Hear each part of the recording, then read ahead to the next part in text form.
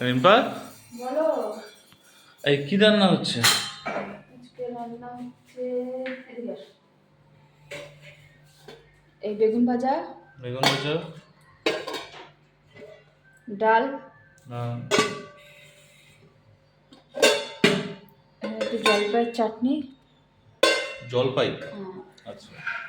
আর এটা হচ্ছে উম, এর ডাঁটা দিয়ে হুম, এই সর্ষে বাটা দিয়ে একটু চচ্চড়ি করবো। হুম, বেগুন টেগুন দিয়ে সবজি, মানে সবজি হবে একটা।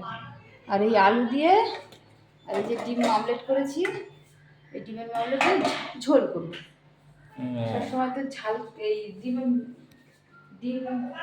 সেদ্ধ করে খাওয়া হয়, হুম, এবার ডিম হচ্ছে অমলেট করে খাওয়া।